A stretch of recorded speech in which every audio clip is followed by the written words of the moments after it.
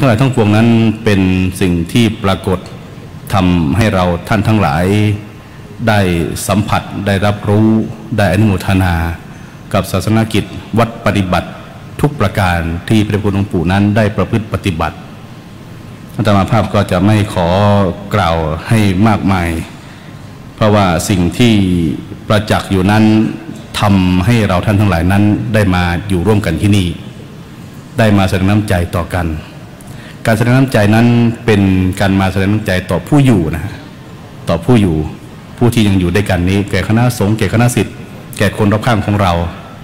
มาแสดงน้ำใจต่อกันมาให้กำลังใจต่อกันว่าสิ่งทั้งหลายทั้งปวงที่พระอาจารย์ของพวกเราได้ประพฤติได้ปฏิบัตินั้นยิ่งใหญ่ไพศาลเป็นที่ปรากฏเป็นที่รับรู้เป็นที่รับทราบของทุกๆฝ่ายทั้งฝ่ายพุทธจักรและฝ่ายอาณาจักรเป็นสากลไปทั่วโลกนะเป็นสากลไปทั่วโลกดังนั้นสังเกตจากคณะศิษย์ตลอดถึงหน่วยงานต่างๆที่ได้มาแสดงน้ำใจแก่เราได้มาเป็นเจ้าภาพในการเป็นกุศลก็ตามได้ให้การอุปถัมภ์ในส่วนต่างๆก็ตามตลอดถึงโรงทานและน้ำดื่มต่างๆสิ่งนี้เป็นเครื่องปรากฏถึงเกียรติคุณและเกียรติยศของพระอาจารย์ของพวกเรานะสิ่งนี้เป็นสิ่งที่ปรากฏเป็นเกียรติคุณเกียรติยศของพระอาจารย์ของพวกเราดังนั้นสิ่งที่เราจะพึงปฏิบัติให้เป็นที่ปรากฏสืบต่อไปเบื้องหน้าได้นั้นคือการส่งเสริมและสนับสนุนพระพุทธศาสนาที่สำคัญพระพุทธองค์ปู่ท่านย้ำตลอดคือขอให้คณะศิษย์นั้นตั้งใจประพฤติปฏิบัติวิปัสสนากรรมฐานที่ท่านพร่ำสอนที่ท่านได้ทำให้เราเห็นอยู่ตลอดที่ผ่านมานั่นคือสิ่งที่ท่านคาดหวังว่าทั้งต่อหน้าและรับหลังของพระอาจารย์ของอาจารย์เนี่ยขอให้ลูกศิษย์นั้นได้ปฏิบัติวิปัสสนากรรมฐานได้สนับสนุนได้ส่งเสริมได้รักษาพระศาสนาตลอดถึงได้อุปถัมภ์สร้างศาสนาทายาทไว้ในพระศาสนาให้ไว้มากๆสิ่งที่เป็นศาสนาทายาทที่ปรากฏอยู่ทุกวันนี้ก็คือผลของความตั้งใจนะฮะผลการตั้งใจของพระพุทธองค์ปู่อย่างที่เช่นเป็นผลของการ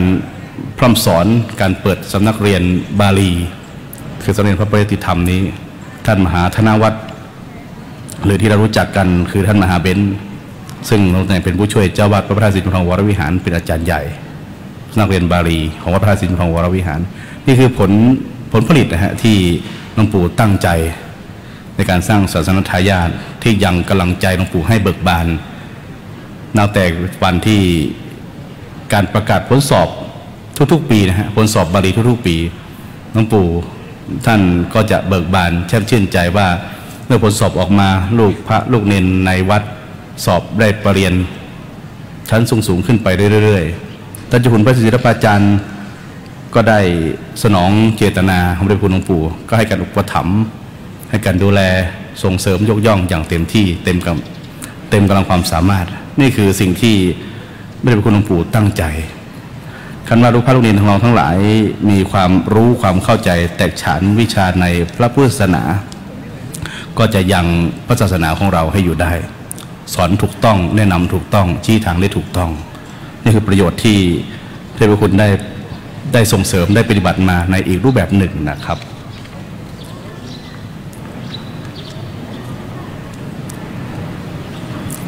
ในส่วนของสำนักวิปัสสนากรรมฐานอาตมาภาพเป็นสัมมาเนรได้มาอาศัยบารมีธรรมพระคุณปู่ตั้งแต่ปีพุทธศักราช 2536 ตอนนั้นสำนักวิปัสสนากรรมฐานนี้ยังมีกุฏิไม่กี่หลังนะครับปัจจุบันนี้เปลี่ยนไปเยอะมากนี่คือความตั้งใจของพระคุณหลวงปู่ที่ได้รับการสนับสนุนส่งเสริมจากคณะศิษยานุศิษย์ที่ได้อุปถัมภ์พระคุณหลวงปู่ ได้ขยับขยายสำหรับวิปัสสนากรรมฐานได้เป็นเจ้าภาพในการสร้างเสนาสนะต่างๆถ้าไม่มีคณะศิษย์ทั้งฝ่ายอุบาสกอุบาสิกาผู้ที่มีใจบุญได้ถวายความอุปถัมภ์สำนักวิปัสสนากรรมฐานวัดสิทธิมโนวิหารก็จะไม่มีในวันนี้นะครับก็ต้องอาศัยทุกๆฝ่ายที่เราได้ปฏิบัติร่วมกันต่อจากนี้ไปก็กับผมขออนุญาตพระมหาเถระจะได้ดำเนินพิธีการในการอุทิศกุศลตามลำดับสืบต่อไปณบัดนี้นะครับขออาราธนา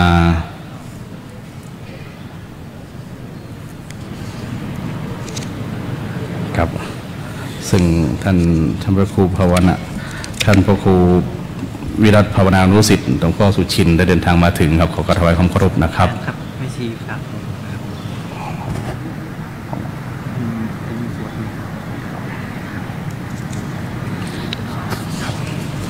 ขอรัตนาท่านพระอาจารย์สิณกันปริชาโนพระธรรมทูตรุ่นที่ 23ซึ่งเป็นพระธรรมทูตสายทึกยุโรปปฏิบัติศาสนกิจณวัดพุทธวิหารเอซาลองเมืองโลซานสหพันธ์นรัฐสวิตจุดธูปเทียนบูชาพระรัตนตรัยหน้าโต๊ะหมู่บูชาขอรัตนาครับผมขอเชิญอุบาสกอุบาสิกาทุกท่านได้พนมมือเพื่อน้อมจิตให้เป็นมหากุศลน้อมบูชาพระรัตนตรัยโดยพร้อมเพรียงกันนะครับผมต้องเปลี่ยนคนเดียวกับต้นไม้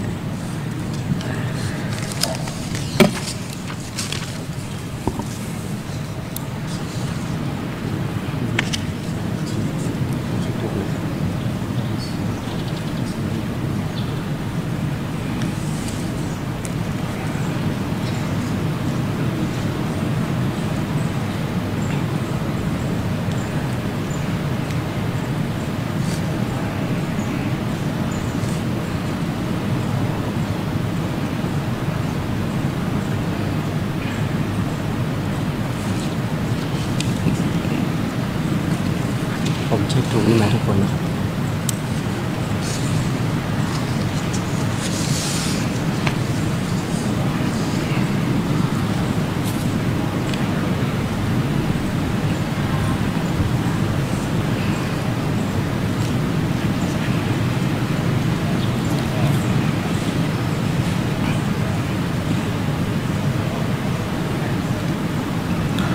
ขอเจริญพรเรียนเชิญท่านผู้ใหญ่บ้านชลันชิตแสนใจบานผู้ใหญ่บ้านหมู่ที่5ตำบลคงเป่าได้จุดเทียนส่องธรรมหน้าธรรมาสขอเจริญพรเรียนเชิญนะ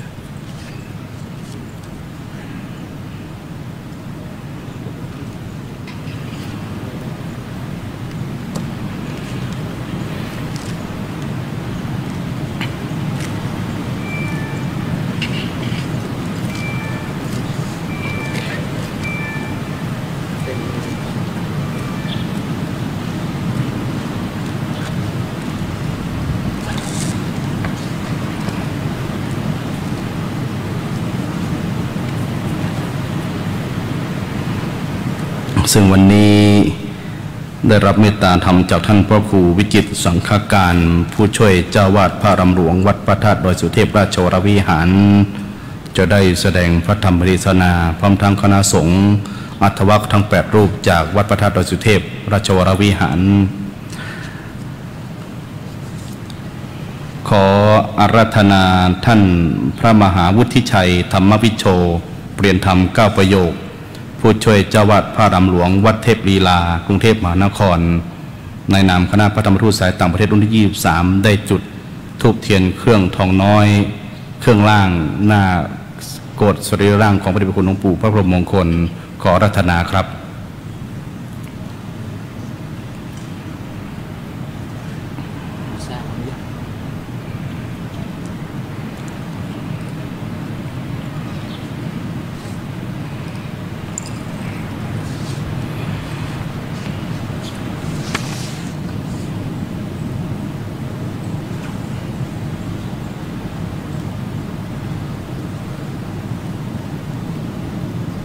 ค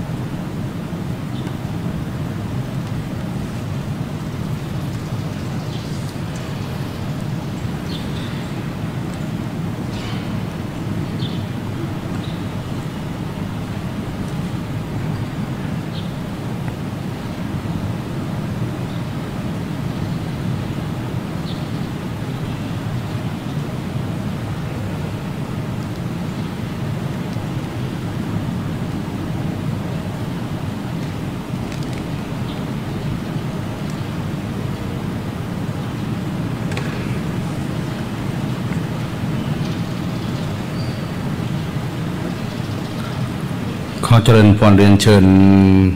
คุณนงรักนวพรภักดีประธานแม่บ้านหมู่5ตำบลคลองเป่าได้เป็นผู้แทนอุบาสกอุบาสิกาได้ประเคนผ่านดอกไม้ทุกเทียนเพื่อจะได้สมาทานเบญจศีลขอเจริญพรเรียนเชิญ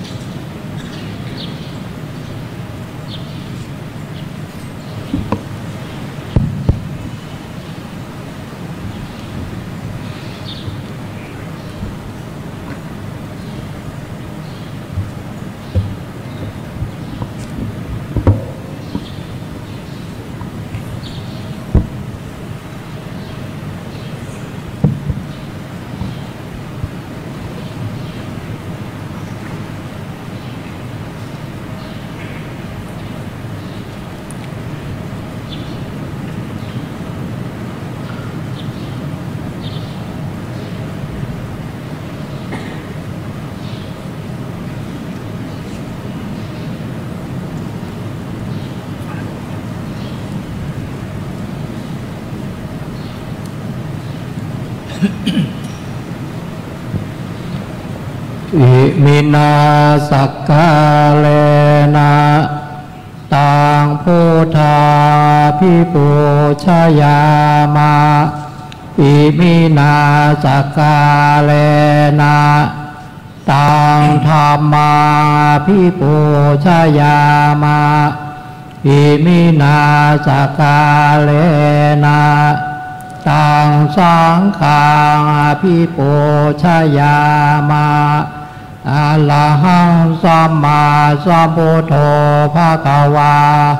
พุทธังภะคะวันตังอภิวาเทมิสุวากาโตภะคะวะตาธัมโมธัมมังนามัสสามิสุปฏิปันโนภะคะวะโตสาวกสังโฆ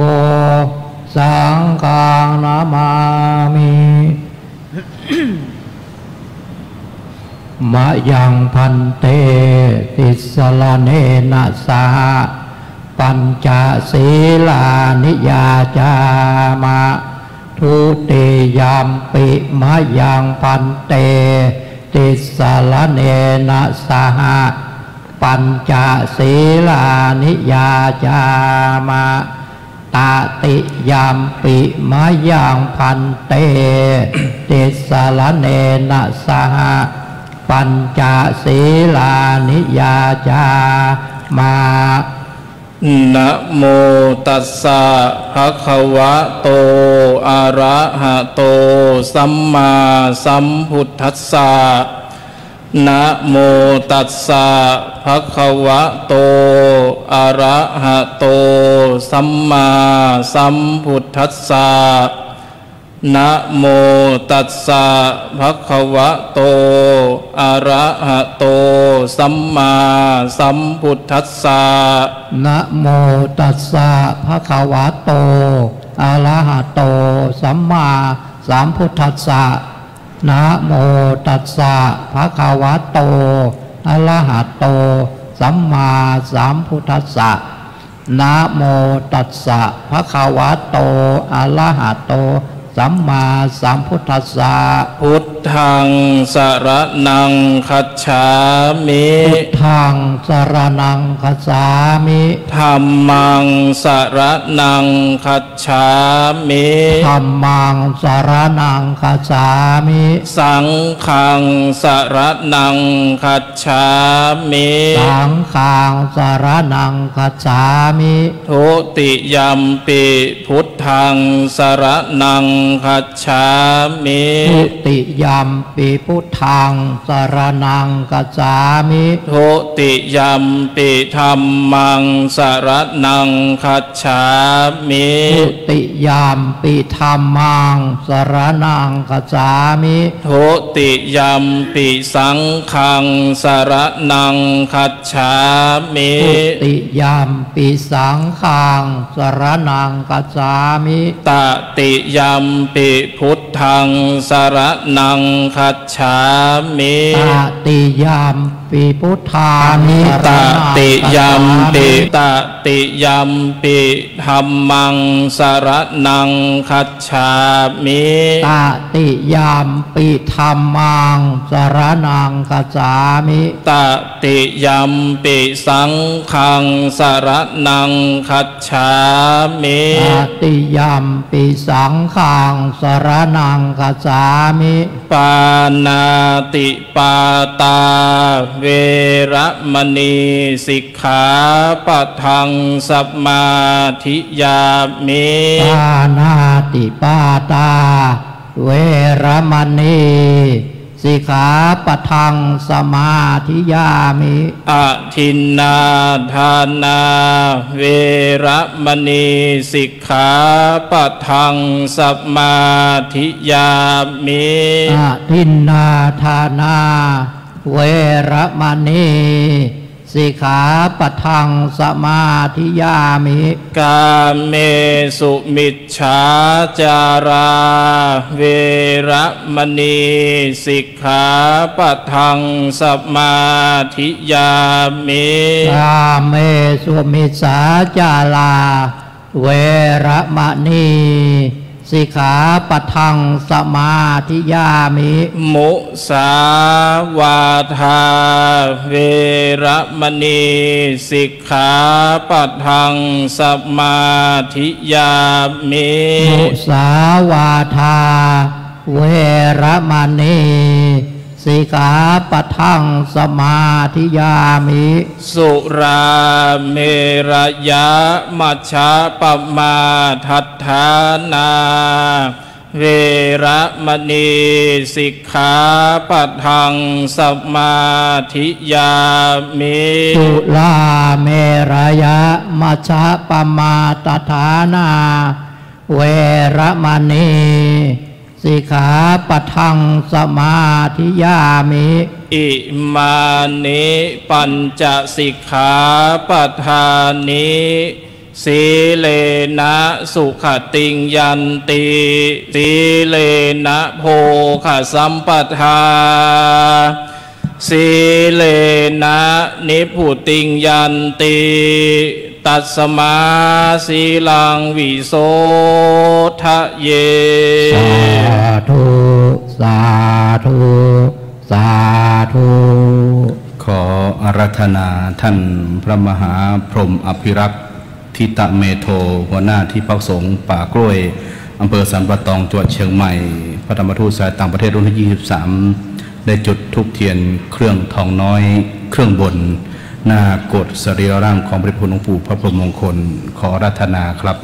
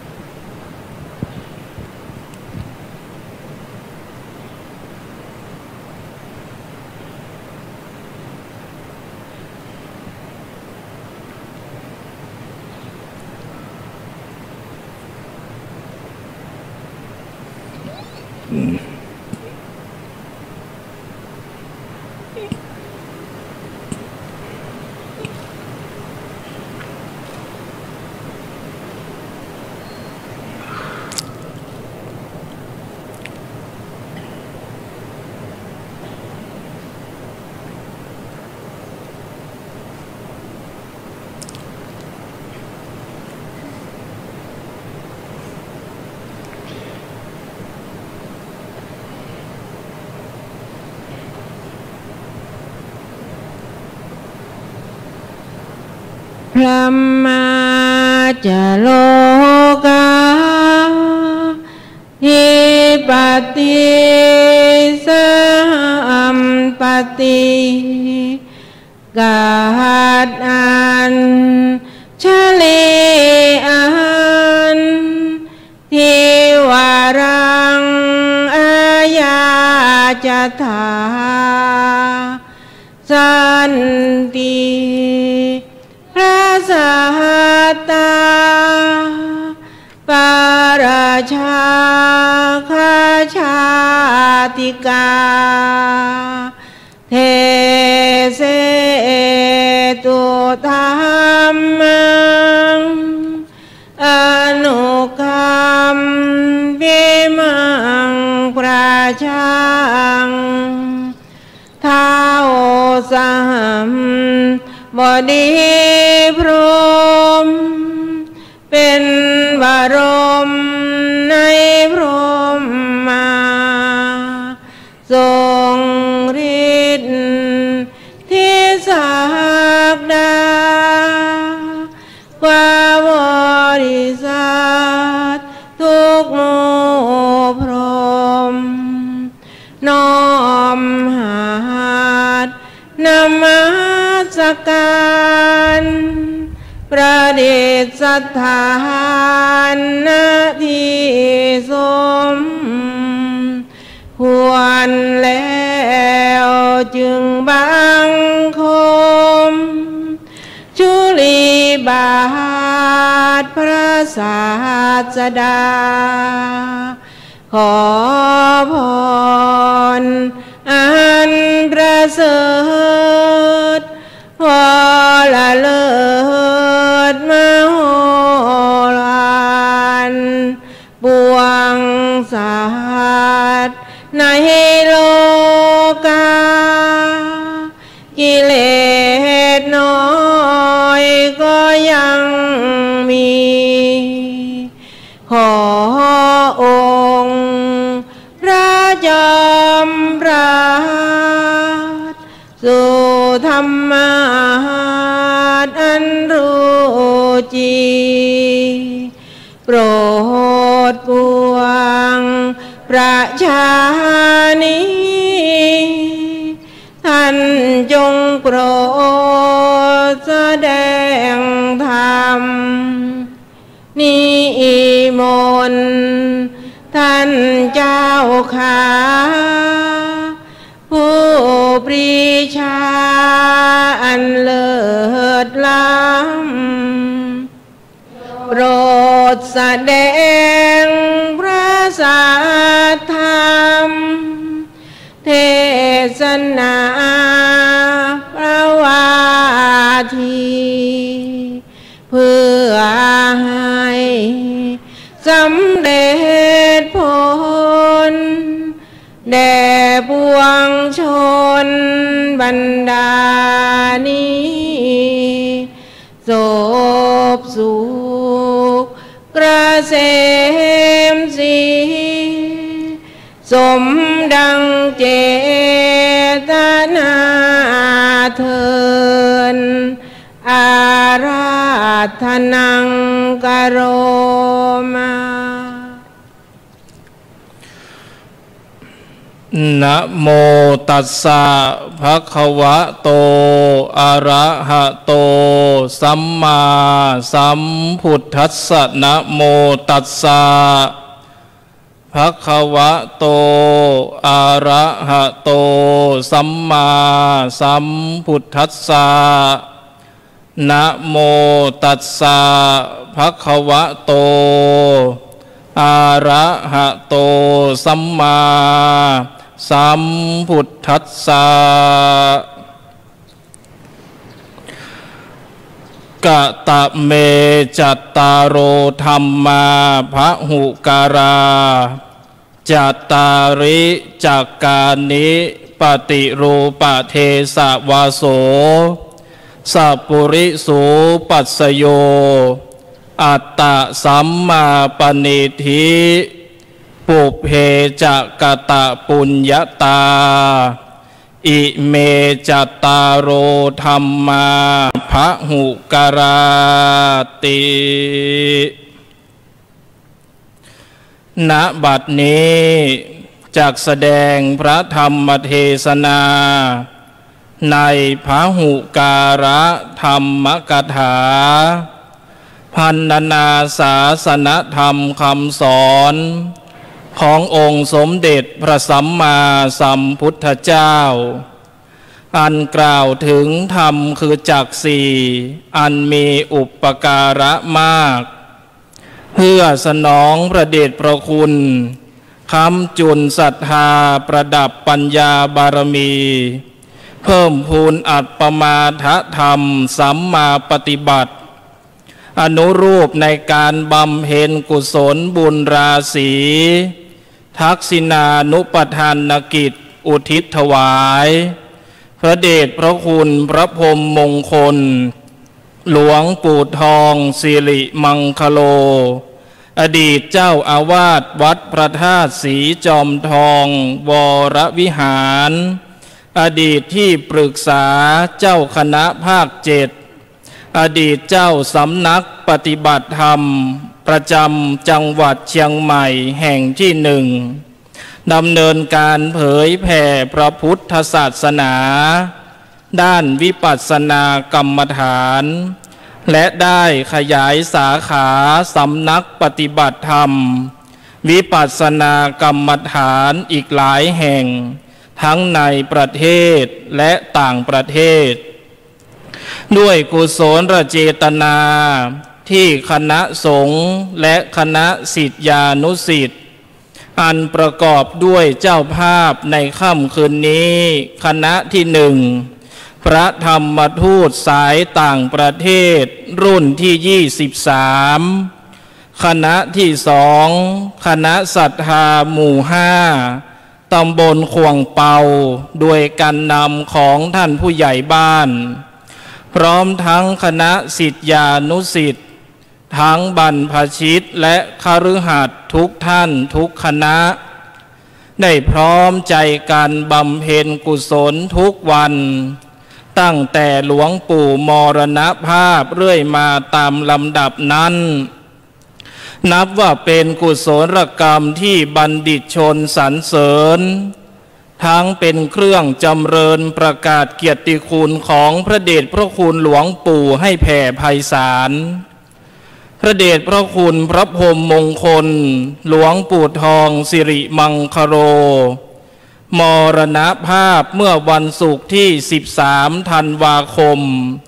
พุทธศักราช2562นับว่าเป็นเวลาหลายเดือนแล้วแต่ความตั้งใจแน่แน่วในการแสดงกตเวทิตาคุณของคณะศิษย์ทั้งหลายยังมิเสื่อมคลายพระเดชพระคุณพระพรหมมงคลหลวงปู่ทองสิริมังคโรเป็นสีสังฆโสพลนำหมู่คณะให้งดงามเป็นพระมหาเถระผู้เจริญในวิปัสสนากรรมฐานตามแนวสติปัฏฐาน4พร้อมทั้งด้านการเผยแผ่และการสาธารณสงเคราะห์หลวงปู่ท่านดำรงตนเป็นพระมหาเถระสุปฏิปันโนเพียบพร้อมด้วยคุณธรรมและคุณวิเศษเป็นที่ปรากฏชัดแก่ท่านทั้งหลายอยู่แล้วและธรรมบทหนึ่งที่ปรากฏชัดและเป็นแบบแผนให้ศิษย์ทั้งหลายได้ดำเนินเจริญรอยตาม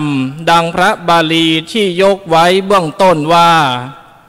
กตเมจัตตารโรธรรมาพหุการาเป็นอาทิแปลว่าธรรม4อย่างมีอุปการะมากเป็นไฉนคือจัก4ได้แก่การอยู่ในประเทศอันสมควรการคบหาสัตตบุรุษการตั้งตนไว้ชอบและความเป็นผู้มีบุญที่ได้ทำไว้แล้วในการก่อนธรรม4อย่างนี้จึงมีอุปการะคุณมากบนโลกอันกว้างใหญ่ไพศาลนี้เป็นที่อาศัยของสัตว์นานาชนิดมากมายเหลือที่จะนับ มีทั้งที่เราเคยเห็นและยังไม่เคยเห็นสัตว์นอกจากจะมีมากมายหลายชนิดและมีรูปผิดแผกต่างกันแล้ว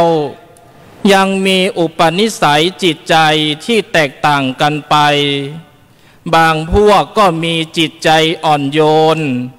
บางพวกดุร้ายใจแคบบางพวกใจดีเอื้อเฟื้อเผื่อแผ่แต่ไม่มีสัตว์ชนิดใดเลยที่เหมือนกันแทบทุกอย่างชีวิตของสัตว์ทั้งหลายเกิดมาด้วยกรรมและดำเนินไปตามกรรมที่ตนทำไว้มีกรรมจำแนกให้ผิดแผกแตกต่างกันไปในบรรดาสัตว์ทั้งหลายมนุษย์เป็นสัตว์ประเสริฐที่สุดที่ว่าประเสริฐที่สุดก็เพราะมนุษย์มีโอกาสทำความดีได้ทุกชนิดตั้งแต่ความดีเล็กน้อยไปจนถึงความดีขั้นสูงสุดคือการได้บรรลุมรรคผลนิพพานองค์สมเด็จพระสัมมาสัมพุทธเจ้าตรัสว่าการได้อัตภาพเป็นมนุษย์นั้นแสนยากแต่การดำเนินชีวิตให้ถูกต้องถูกทางเมื่อเกิดมาแล้วยังยากยิ่งกว่าเพราะถ้าดำเนินชีวิตไม่ถูกทางแล้วชีวิตในอนาคตมีแต่จะตกต่ำลงยากนักที่จะมีโอกาสเกิดมาเป็นมนุษย์อีกการเกิดมาเป็นมนุษย์ต้องอาศัยปัจจัยหลายอย่างนำมาเกิดฉันใดการดำเนินชีวิตให้ถูกต้องเมื่อเกิดมาแล้วก็ต้องอาศัยปัจจัยหลายอย่างฉะนั้นการดำเนินชีวิตให้ถูกต้องดีงามก็ต้องอาศัยสมบัติ4ประการที่พระพุทธองค์ตรัสเรียกว่าจักสี่เป็นสำคัญบุคคลใดมีจักสี่อย่างนี้ย่อมได้รับโภคทรัพย์ยศชื่อเสียงความสุขและความเจริญตลอดชีวิตประการที่หนึ่งปฏิรูปเทศวาสะการได้อยู่ในประเทศที่สมควรคำว่าประเทศที่สมควรนั้นได้แก่สถานที่หรือถิ่นที่คำสอนขององค์สมเด็จพระสัมมาสัมพุทธเจ้าแผ่ไปถึงหรือเป็นที่อยู่หรือเป็นที่ผ่านไปผ่านมาขององค์สมเด็จพระสัมมาสัมพุทธเจ้าพระปัจเจกพุทธเจ้าพระสงฆ์สาวกหรืออุบาสกอุบาสิกาผู้นับถือเลื่อมใสในพระรัตนตรัยดังนั้นแล้วมนุษย์เราจึงควรมีศีล5เป็นอย่างต่ำมีกุศลกรรมบท10เป็นอย่างสูงส่วนใครสามารถจะทำฌานวิปัสสนามรรคผลอันเป็นอุตริมนุษยธรรมคือธรรมที่ยิ่งกว่าธรรมของมนุษย์ให้เกิดได้ยิ่งประเสริฐสูงสุดประการที่4ปุเพกตะปุญญาตาการได้ทำบุญไว้ในปางก่อนเป็นจากข้อที่4ที่จะสนับสนุนให้เราดำรงชีวิตอยู่ในทางที่ชอบกอบด้วยประโยชน์การเกิดเป็นมนุษย์ในชาตินี้ก็อาศัยบุญที่ได้ทำไว้ในปางก่อนคือในชาติที่ล่วงแล้วนำมาเกิดเมื่อมีชีวิตอยู่มีโอกาสได้อยู่ในถิ่นที่สมควรได้พบพระพุทธศาสนาได้คบหาสัตตบุรุษและฟังธรรมจากท่านทำให้ตั้งตนไว้ชอบสนใจในการทำบุญกุศลตลอดจนการประพฤติปฏิบัติเพื่อบรรลุมรรคผลนิพพานอันเป็นกุศลอันสูงสุดก็ล้วนอาศัยบุญที่ได้เคยทำไว้เป็นปัจจัยสนับสนุนให้ได้รับผลสำเร็จทั้งสิ้น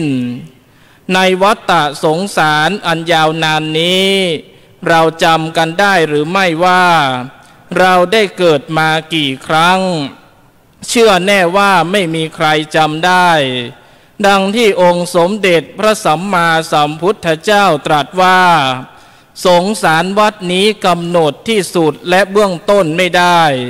เมื่อหมู่สัตว์ผู้มีอวิชชากางกั้น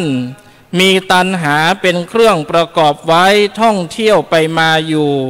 ที่สุดและเบื้องต้นย่อมไม่ปรากฏเราได้เสวยความทุกข์เดือดร้อนร้องไห้คร่ำครวญกันมานานไม่น้อยเลยพระพุทธองค์ตรัสว่าน้ำตาของผู้ร้องไห้อยู่ในสงสารอันยาวนานนี้ยังมากกว่าน้ำในมหาสมุทรทั้งสี่รวมกันเสียอีก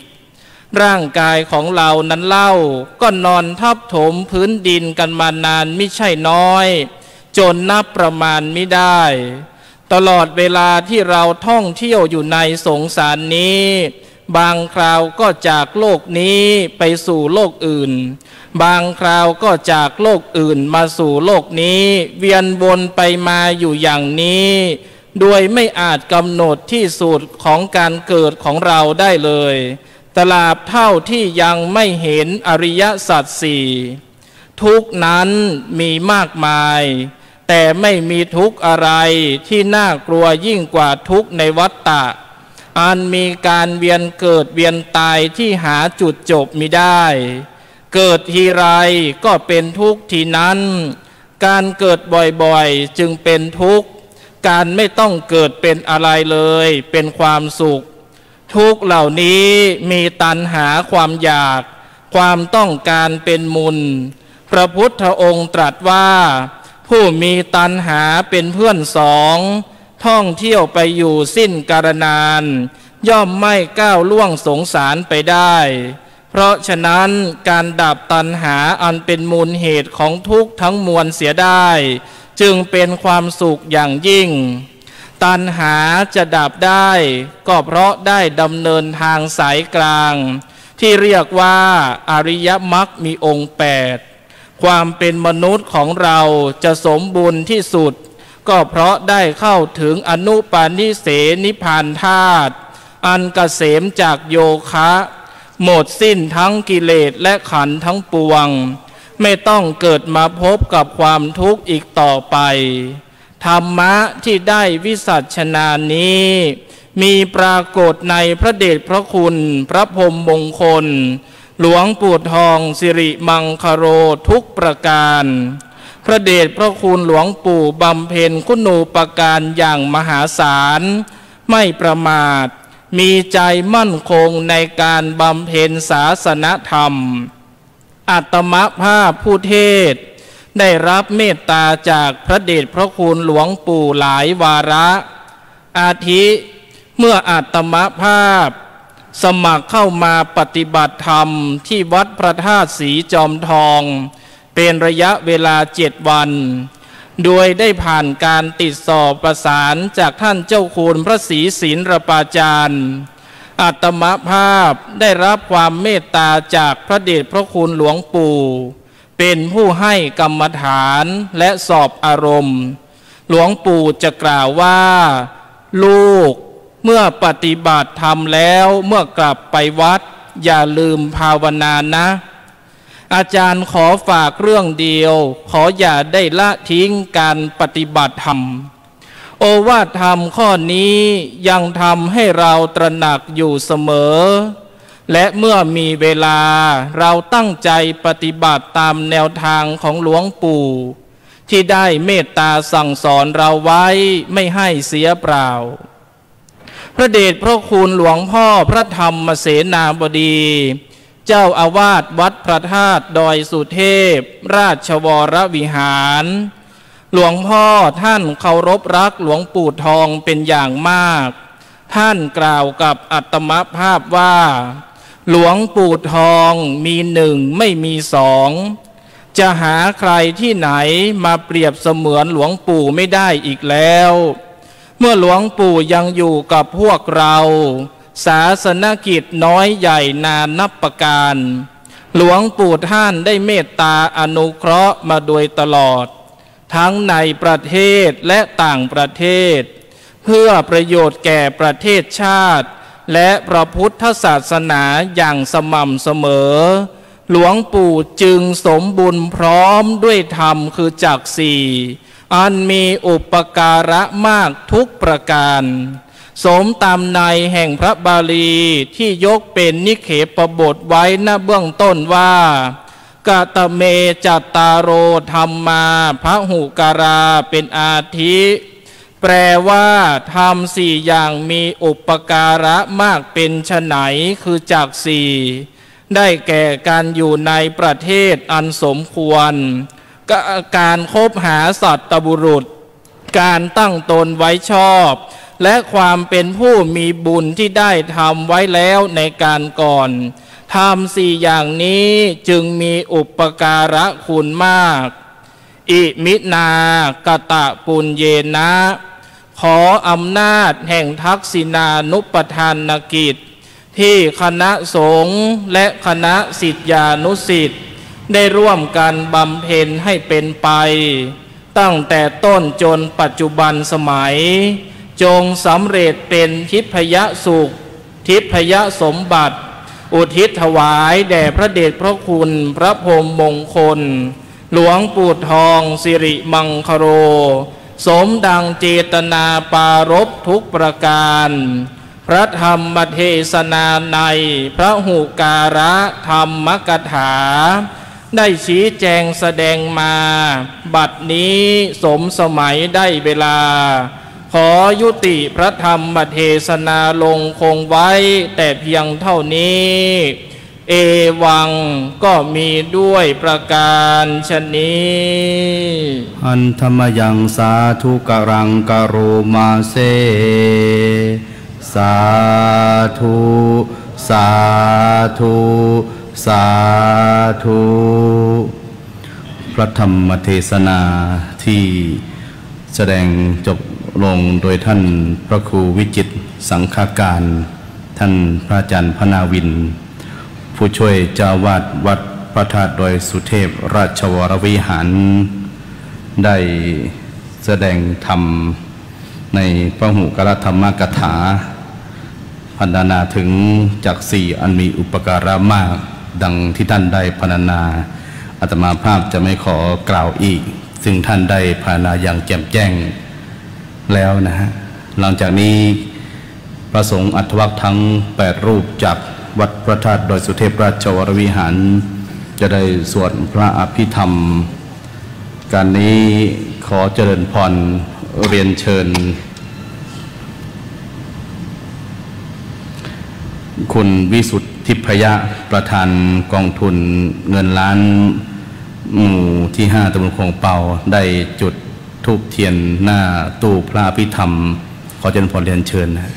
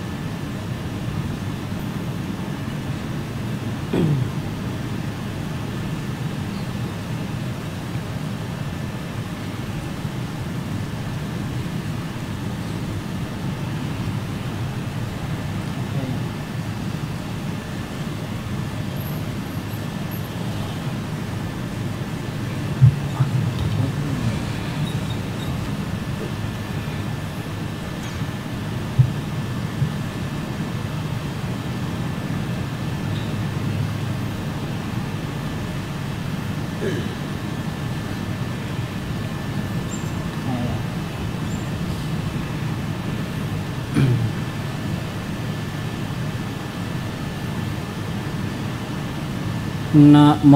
ตัสสะภะคะวะโตอะระหะโตสัมมาสัมพุทธัสสะนะโมตัสสะภะคะวะโตอะระหะโตสัมมาสัมพุทธัสสะนะโมตัสสะภะคะวะโตอะระหะโตสัมมาสัมพุทธัสสะกุศลธรรมะกุศ ลาธัมมาอภัยกตาธัมมากตาเมธัมมากุศลายาสามิงสามาเยกามาวาจารังกุศลังจิตตังอุปันนังโหติโสมานาสาสาหาคาตังญาณสัมปายุตังรูปารามะนังวาสัทธารามะนังวาคันธารามะนังวารัสสารามะนังวาโพธาภารามะนังวาธรรมารามะนังวายั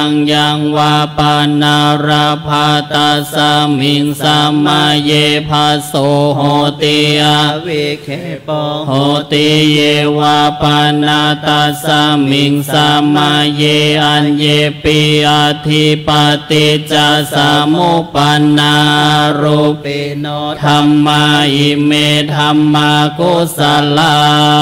ปัญจขันธารูปขันโธเวทนาขันโธสัญญาขันโธสังขารขันโธวิญญาณขันโธตถากตโมรูปขันโธยังกินจิรูปังอติตานาคาตาปัจจุปันนังอาชาตังวาภาหิทาวาโอลาลิกังวาสุโคมังวาหินังวาปานิตังวายังโทเรวาสันติเกวาตาเทกัจฉังอภิสัญโยหิตวาอภิสังคีปิตวายังวุจติรูปขันโธสังฆาโหอาสังฆาโหสังฆาหิเตนะอาสังฆาหิตังอาสังฆาหิเตนะสังฆาหิตังสังฆาหิเตนะสังฆาหิตังอาสังฆาหิเตนะอาสังฆาหิตังสัมปายโยโควิปายโยโคสัมปายโยเตนะวิปายโยตังวิปายโยเตนะสัมปายโยตังอาสังฆาหิตังชาปัญญติโยขันธาปัญญติอายตนะปัญญติธาตุปัญญติสัจจปัญญติอินทรียปัญญติปุคาลาปัญญติกิตาวาตาปุคาลานังปุคาลาปัญญติสัมมายาวิมุตโตอาสัมมายาวิมุตโตกุปะธัมโมอากุปะธัมโมปาริหานาธัมโมอาปาริหานาธัมโมเจตนาภาโพอนุราคานาภาโพปุถุชาโคตาราภูพายุปาราโตอาภายุปาราโตภาภาคามโนอาภาภาคามโนนิยโตยาโตปฏิปันนาโกภาเลทิโตอะระหะอะระหะตายาปฏิปันโนปุคคโลอุปาลาภติสัจฉิกาปรมาเทนาติอามันตโยสัจฉิกาโทปรมาโทตโตโสปุคคโลอุปาลาภติสัจฉิกาทาปรมาเทนาตินาเหวังวัตาเพอาชานาหินิคาหังหันจิปุคคโลอุปาลาภติสัจฉิกาทาปรมาเทนาเตนาวัตาเรวัตาเพโยสัจฉิกาโทปรมาโทตโตโสปุคคโลอุปาลาภติสัจฉิกาทาปรมาเทนาติมิจฉาเยกิจิกุศลธรรมสัพเพเตกุศลมูลเยวะปันนากุศลมูลสัพเพเตธรรมกุศลเยกิจิกุศลธรรมสัพเพเตกุศลมูเลนะเอกมูลเยวะปันนากุศลมูเลนะเอกมูลสัพเพเตธรรมกุศลเห หิตุปัจจโยอารัมมณปัจจโยอธิปติปัจจโยอนันตระปัจจโยสัมมานันตระโยสหชาตาปัจจโยอัญญมัญญปัจจโยนิสัยยปัจจโยอุปนิสัยยปัจจโยปุเรชาตาปัจจโยปัจฉาชาตาปัจจโยอาเสวนาปัจจโยกัมมาปัจจโยวิปากาปัจจโยอาหารปัจจโยอินทรียปัจจโยชานาปัจจโยมาคาปัจจโยสัมปโยตาปัจจโยวิปายุตาปัจจโยอาทิปัจจโยนาทิปัจจโยวิคาตาปัจจโยอาวิคาตาปัจจโยประสงค์อัฏฐวัควัดพระธาตุดอยสุเทพราชวรวิหารได้สวดพระวิธรรมจบลงต่อจากนี้ไปคณะท่านเจ้าภาพทั้งสองคณะจะได้ถวาย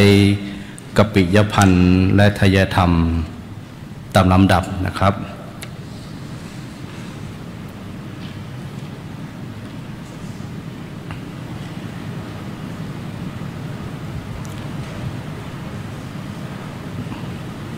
ขออาราธนา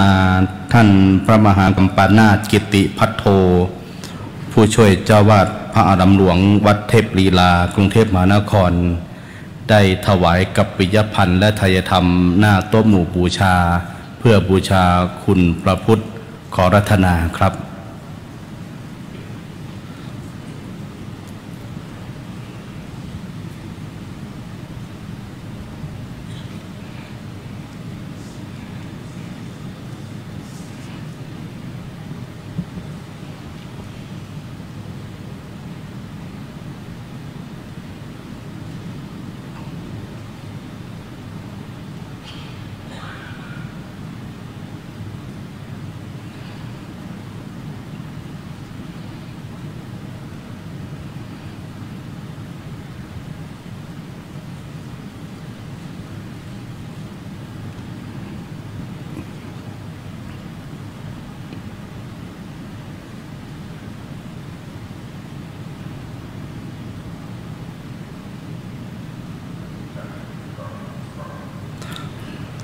ต่อจากนี้ผู้แทนคณะท่านเจ้าภาพจะได้เข้าถวาย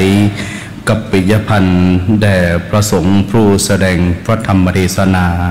ซึ่งในค่ำคืนนี้ได้รับเมตตาจากท่านพระครูวิจิตรสังฆการผู้ช่วยเจ้าวาดวัดพระธาตุดอยสุเทพราชวรวิหารได้เมตตาแสดงพระธรรมเทศนาคณะที่หนึ่งขออาราธนาท่านพระอาจารย์ศินากันปริชาโนพระธรรมทูตสายทวีปยุโรปซึ่งปฏิบัติศาสนากิจณวัดพุทธวิหารเอซาลองเมืองโลซานสมาพันธสวิตพระธรรมทูตสายต่างประเทศรุ่นที่23ได้เข้าถวายกัปปิยพันธ์แด่พระสงฆ์ผู้แสดงพระธรรมเทศนารูปที่หนึ่งขออาราธนาครับ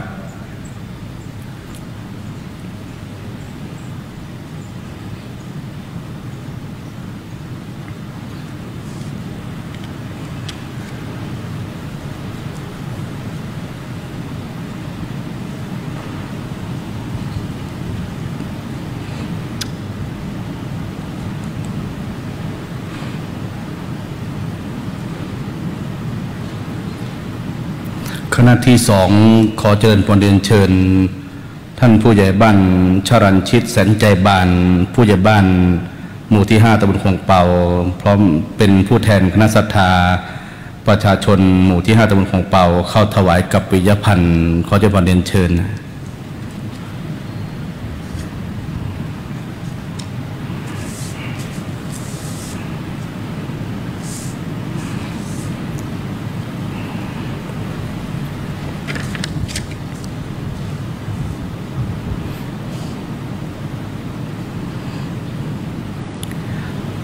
ต่อจากนี้คณะสามเณรวัดพระธาตุศรีจอมทองวรวิหารปฏิบัติงานในการเทียบกัปปิยพันธ์เพื่อจะให้คณะท่านเจ้าภาพได้เข้าถวายพระสงฆ์อัฐวัคทั้ง8รูปตั้งแต่รูปที่2เป็นต้นไปนะฮะ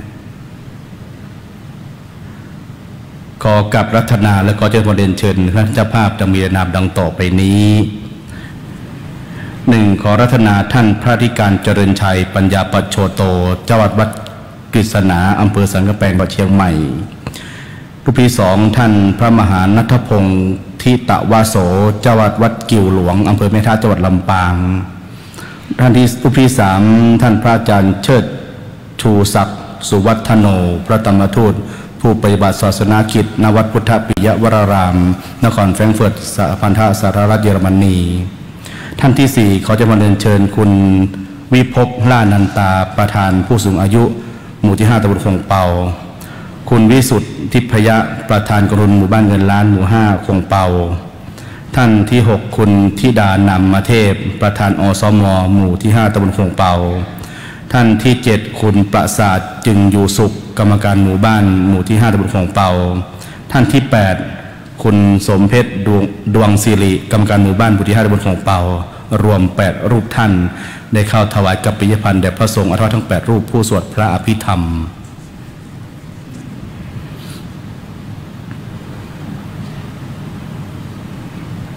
เมื่อพร้อมแล้วก็ได้ถวายพร้อมกันนะครับ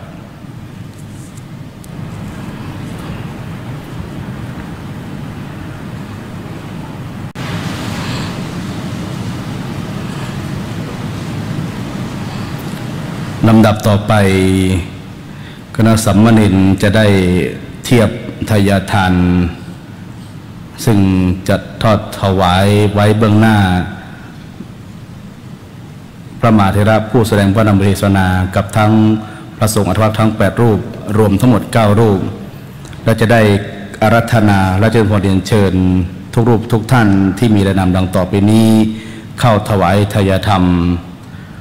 รูปที่1ขอรัตนาท่านพระมหาวุฒิชัยธรรมวิโชคเรียนธรรม9ประโยค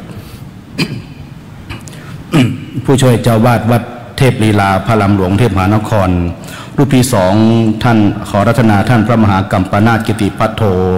ผู้ช่วยเจ้าวาดวัดเทพลีลาพระอารามหลวงเทพมหานครรูปที่3ขอจะมาเรียนเชิญคุณชลันชิตแสนใจบันผู้ใหญ่บ้านหมู่ที่5ตำบลคงเปารูปที่4ขอจะมาเรียนเชิญคุณนงรักนวพรภักดีประธานในบ้านหมู่ที่5ตำบลคงเปารูปที่5คุณวิภพล่านันตาประธานผู้สูงอายุหมู่5ตำบลคงเปารูปที่6ขอจะมาเรียนเชิญคุณวิสุทธิ์ทิพยะประธานกรุณหมู่บ้านเงินล้านหมู่ที่5ตำบลคงเปารูปที่7จะมาเรียนเชิญคุณธิดานำมาเทพประธานอสมรูปที่8คุณประสาทจึงอยู่สุขกรรมการหมู่บ้านหมู่ที่5ตำบลคงเปารูปที่9คุณสมเพชรดวงศิริกรรมการหมู่บ้านหมู่ที่5ตำบลคงเปาขอกับรัตนาและขอเชิญพรเรียนเชิญ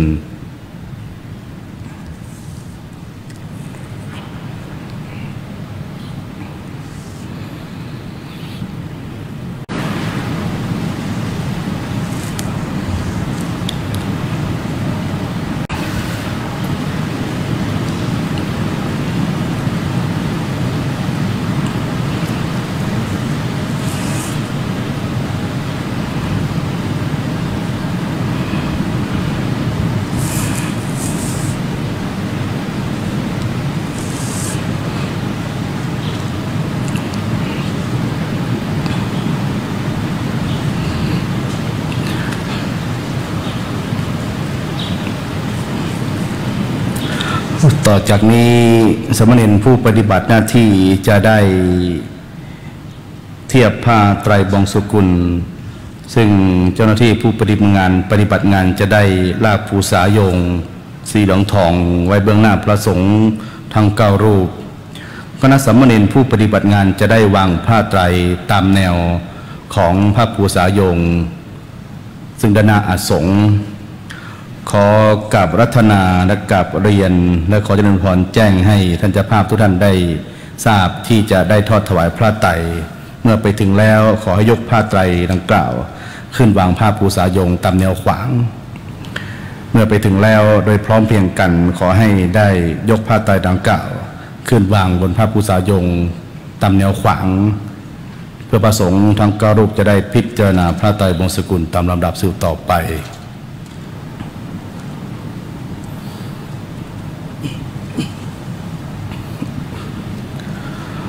ขออาราธนา ท่านพระอาจารย์นิสินาการปริชาโนพระธรรมทูตสายทวีปยุโรปได้ทอดพระไตรหน้าประสงค์รูปที่หนึ่งท่านพระมหาพุทธิชัยธรรมวิชโชทอดพระไตรหน้าประสงค์รูปที่สองท่านพระมหาพรหมอภิรักษ์ทิตเมโททอดพระไตรต่อหน้าประสงค์รูปที่สามท่านพระการเจริญชัยปัญญาปัจโชโตทอดพระไตรหน้าประสงค์รูปที่สี่ท่านพระมหากัมปนาถกิติพัทโททอดพระไตรหน้าประสงค์รูปที่ห้าท่านพระมหานัทพงศ์ทิตวโสทอดพระไตรต่อหน้าประสงค์รูปที่หกท่านพระอาจารย์เชิดชูศักดิ์สุวัฒโนทอดพระไตรหน้าประสงค์รูปที่เจ็ดขอเจริญพรเรียนเชิญท่านผู้ใหญ่บ้านชรัญชิตแสนใจบานทอดพระไตรหน้าประสงค์รูปที่9รูปที่8และขอเรียนพรเรียนเชิญลูกบ้านหมู่ที่5พวกเราอีกหนึ่งท่านนะฮะที่ยังอีกหนึ่งท่านได้ทอดพระไตรหน้าประสงค์รูปที่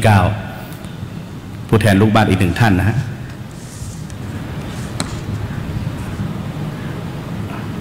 เชิญท่านโยมพระสงฆ์รออยู่นะ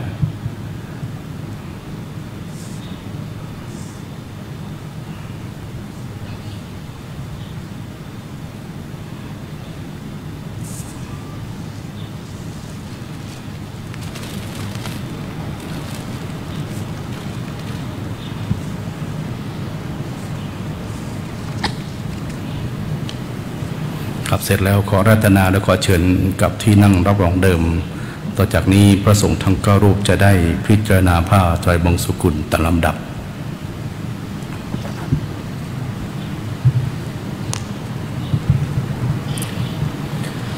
อนิจจาวัฏสังขาราอุปาทวยธรรมิโนโอปาชิตวานิรุชันติเตสังโวปัสโมสุโขต่อจากนี้พระสงฆ์ทั้ง9รูปจะได้อนุโมทนาขอรัตนาแล้วก็จะเรียนเชิญทุกท่านได้กรวดน้ำตามลำดับนะครับยะถาวริวหาปุราปริปุเรนติสาครังเอวะเมวะอิโตทินังเปตานังอุปกัปปติอิชิตังปะทิตังตุมหังคิปะเมวะสมิชันตุสัพเพปุเรนตุสังกัปปาจันโทปนะระโสยถามณิโชติรันโสยถาสัพพิติโยวิวัชชันตุสัพพะโรโควินาศตุมาเตภวัตวันตรายโยสุขิธิขายุโกภวะอภิวาทนาสิริสนิจังวุธาปจายโนจัตตารโอธรรมาวัฏันติอา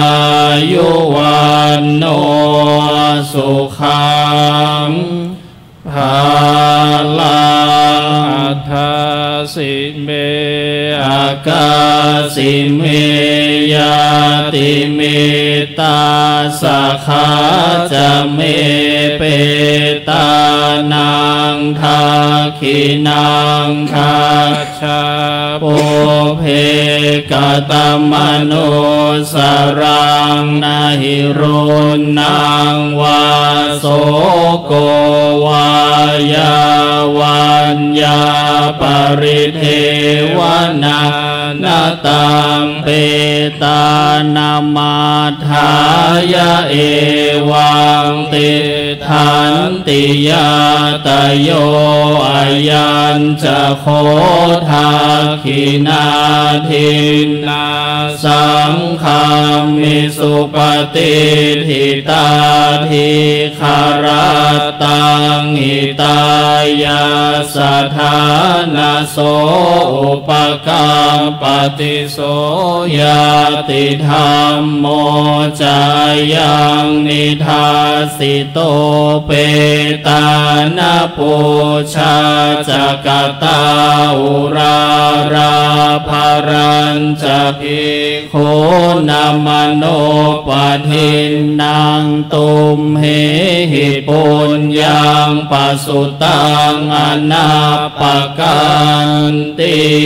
ภวตุสัพพมังคลังราคันตุสัพพเทวตา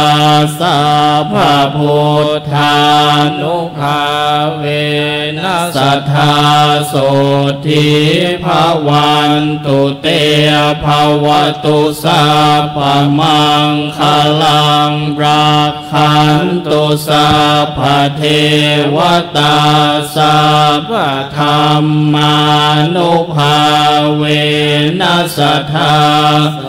ทิภวันตุเตภวตุสัพพมังคลังราคันตุสัพพเทวตาสัพพสังฆานุภาเวนัสสัทธาโสทิภวันตุเตสาธุสาธุสาธุลำดับต่อจากนี้ไปขอกับอาราธนา